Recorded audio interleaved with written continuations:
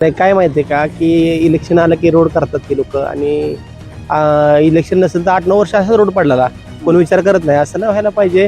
एक लोकांच्या माणसं मतदान कशासाठी करतात की एक प्रतिनिधी कशासाठी असावं की आपली कामं व्हावी, लोकांची कामं व्हावीत. ह्या विचारानं जर त्या येणाऱ्या उमेदवारानं काम केलं तर काम चांगलं त्यानं करावं. लोकांच्या आर्थिक अडचणी महत्त्वाचा पाण्याचा प्रश्न आहे आमच्या भागाचा. सरासरी 20-25 वर्ष झालं पाण्याचा प्रश्न अजिबात सुटला नाही. कोरडवाहू क्षेत्रही त्यामुळं बेकार म्हणजे लोकांना रोजगार नाही, पोरांना रोजगार नाही, फिरतात अशीच इकडं तिकडं. आणि बरेच ते पाणी महत्वाचं आहे. बाकी काय नाही दिलं तरी चालेल, पाणी देणं गरजेचं आहे.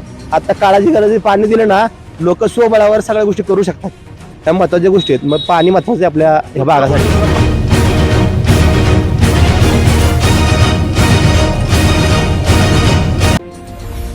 तुमचं स्वागत आहे.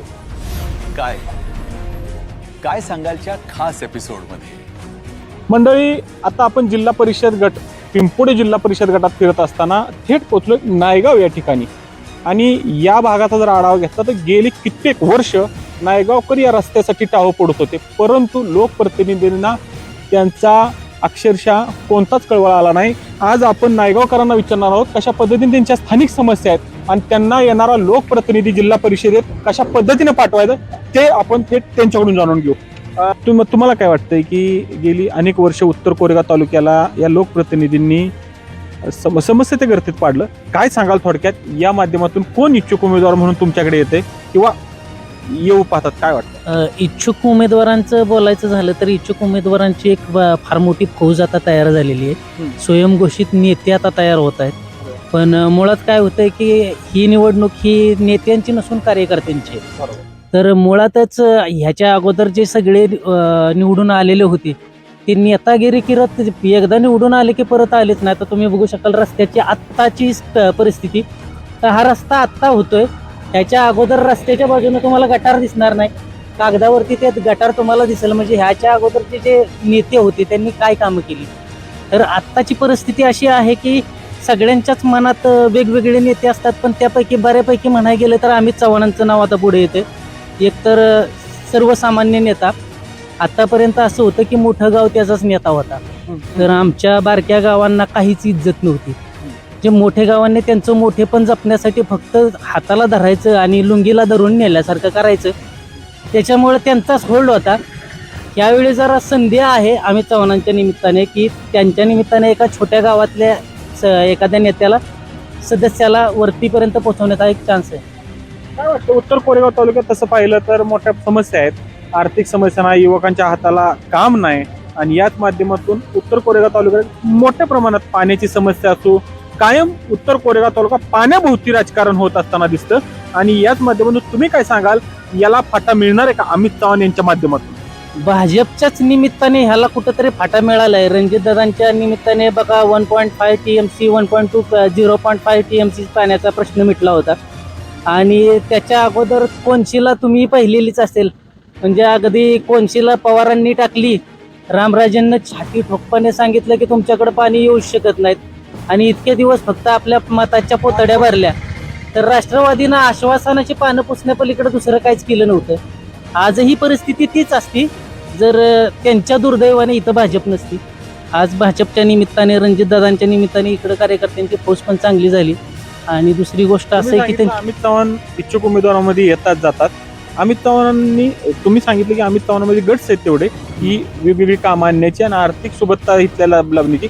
काय वाटतं थोडक्यात याबद्दल काय सांगा? मुळातच सुशिक्षित नेता असणं गरजेचं आहे.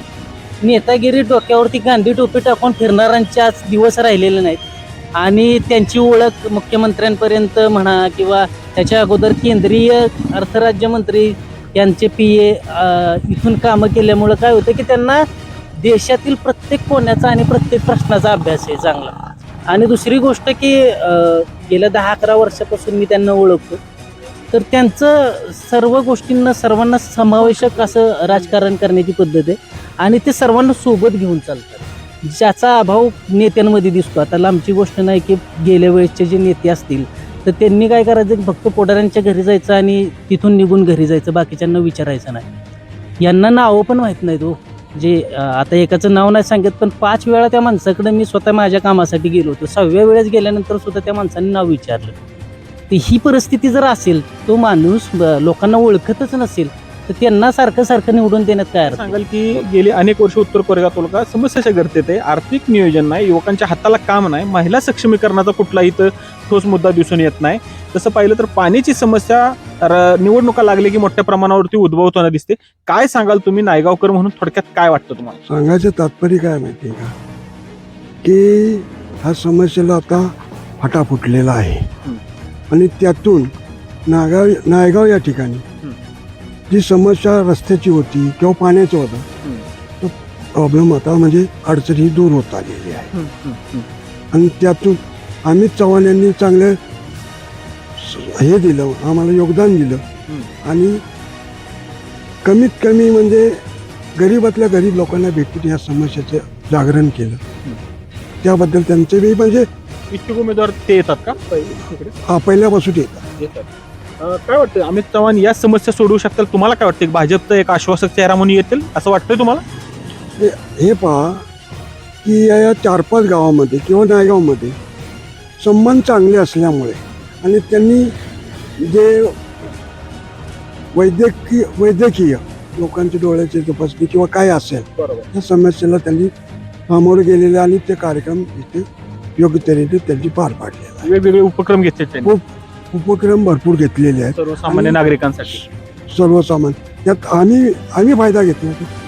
म्हणजे सांगायचं तात्पर्य आम्हाला गरज नसताना मुळात दुसरे नेतेच नाहीत आता, दाखवायला नेतेच नाहीत जे अमित चव्हाणांना टॅकल करू शकतील.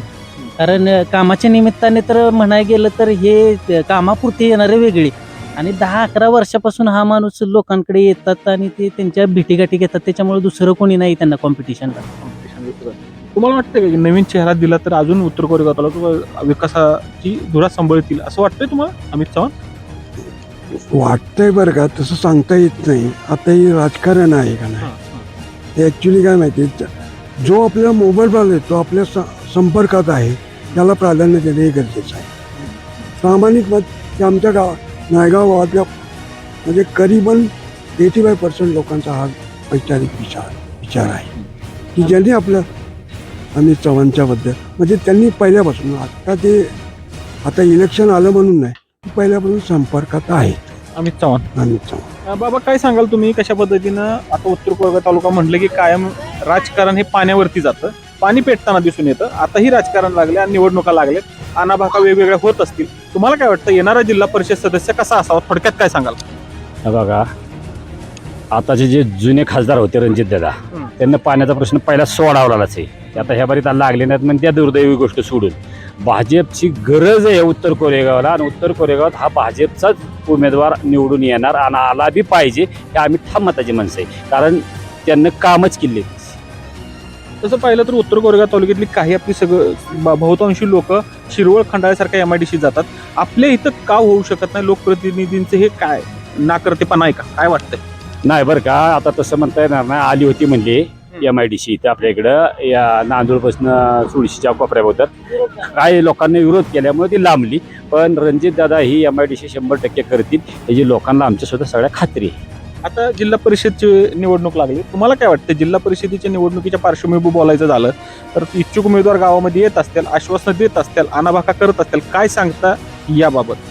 आता काय माहिती आहे का, जो धडाडीचा कार्यकर्ता आहे, सामान्य लोकांबद्दल पोचणार आहे आणि काम सामान्य माणूस घेऊन गेलं ते काम करणार आहे, असे ते अमित दादा चव्हाण आहे व्यक्ती. ही व्यक्ती योग्य आहे या उत्तर कोरेगावमध्ये आपल्या जिल्हा परिषद. अमित चव्हाण पहिले. आता अजून दुसरं कोण निवडणुकीला सामोरं जातंय का अमित चव्हाणांच्या विरोधात? तुम्हाला काय वाटतंय? नाही, अनेक गेले तरी अमित चव्हाणाच्या पुढे टिकणार नाही. अमित चव्हाण अशी व्यक्ती आहे की सामान्याच्या हृदयात पोचलेली. काय वाटतं आर्थिक नियोजन म्हणजे युवकांच्या हाताला काम या उत्तर कोरेगाव तालुक्याचं आर्थिक नियोजन, आर्थिक सुबत्ता आणू शकतात का अमित चव्हाण? तुम्हाला काय वाटतं? आणू शकतात. ते MIDC आणू शकतात, कामं उद्योग लघु उद्योग आणू शकतात. कामाचा धडाडीचा माणूस आहे. यांनी सांगितलं की अमित चव्हाणांबद्दल यांनी सांगितलं की धडाडीचा माणूस आहे, युवकांच्या हाताला काम मिळू शकतं. तुम्ही काय सांगाल थोडक्यात, तुम्हाला काय वाटतंय? आता जोपर्यंत काम केले त्यांनी ना भरपूर काम केलं आतापर्यंत. आश्वासक चेहरा वाटतो तुम्हाला? येईल, निवडून येईल तो. काय वाटतं तुम्हाला की आता उत्तर कोरेगाव तालुका बघितलं तर हे तुमचाच रस्ता, कितीतरी वर्ष 10 वर्ष झालं पडला होता, तुम्ही या रस्त्यासाठी टाळू पडत होता, परंतु लोकप्रतिनिधींनी का बघितला नाही, तुम्हाला काय वाटतं? ते राजकारणामुळे चाललं, रस्ता झाला नाही. आणि रस्त्याचं कामकाज नुसतं खड्डे मोजावणे करून जाणे. आता रस्त्याचं काम चाललंय, ते होणार आहे आता. आता लागली जिल्हा परिषदेची निवडणूक. आता इच्छुक उमेदवार गावात येत असतील, तुम्हाला म्हणत असतील आम्ही असं करू तसं करू हे करू. काय वाटतं तुम्हाला, इच्छुक उमेदवारामध्ये तुम्हाला सरस उमेदवार कोण वाटतो की तो उत्तर कोरेगाव तालुक्याच्या समस्या सोडू शकतो? तुम्हाला काय वाटतं युवक म्हणून? जो काम करेल तोच त्याच्या पाठीमागे जनता जाणार आहे आजचं.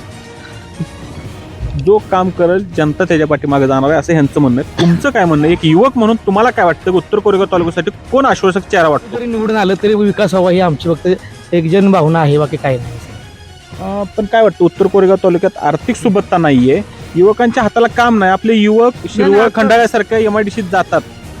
ही आपल्या लोकप्रतिनिधी इतक्या वर्ष सत्ता इथं लोकप्रतिनिधी भोगली. काय वाटतं तुम्हाला याबाबत? काय माहितीये का, भाजप सरकार भाजपचं आहे आणि आता उमेदवार जर भाजपनं निवडून आला ना तरी विकासाचा तरी फायदाच होईल आम्हाला. त्याच्यामुळे भाजपचा उमेदवार निवडून येईल तेवढं चांगलं आहे आमच्यासाठी. भाजपचा उमेदवार कोण आहे? आता इथं भाजपचा उमेदवार कोण आहे? चव्हाण आहेत, दीपक चव्हाण, अमित चव्हाण अमित चव्हाण. येतील निवडून, काय हरकत नाही. हो काम चांगलं आहे त्यांचं. हो, चांगलं काम आहे.